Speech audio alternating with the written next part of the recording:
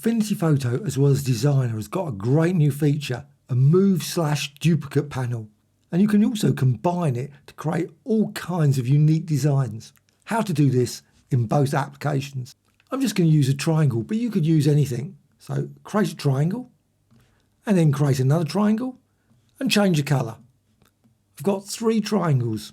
I need to group them, so go to the Layers panel, right click and group. Now I need to go to Designer. Next stage I can't do in Photo. So File and Edit in Designer. This is in 2.2 as well. In 2.2 I'm then going to go to Symbols. So I want to convert this into a symbol. I've grouped it, simply click Create, and you can find this in the window menu and Symbols.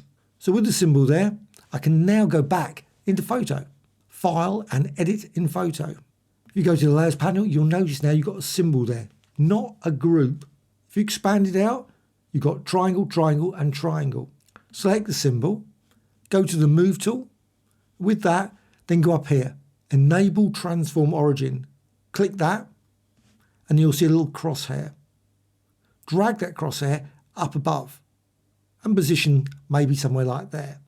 Now press the Return or Enter key on your keyboard and you'll notice this panel. So you've got Move/Duplicate and enter 36 for rotation and duplicate on and number of copies 10 and click OK.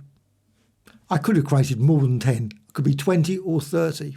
Then go to the Layers panel and expand any of the symbols.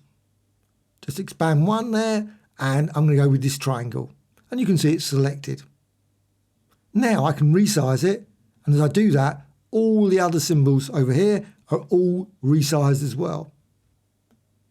And I can reposition it, move it around. I can change the colour, go to the fill and maybe make it purple. I can also hold down the Alt Option key and drag to duplicate. I can change the colour for that. I can select any of the other shapes like the triangle and resize that. You can also select one, go to the bottom of Layers and click Effects. Maybe add a bevel and maybe out a shadow and close. You can also go to Filters and Distort and Deform and add some pins and then distort, click Apply and they're all changed. Any point you decide you want to work again in Designer, go to File and Edit in Designer and the same design will be available there. If you've got any questions, please let me know in the comments below. A like or dislike, always appreciated. Thank you much.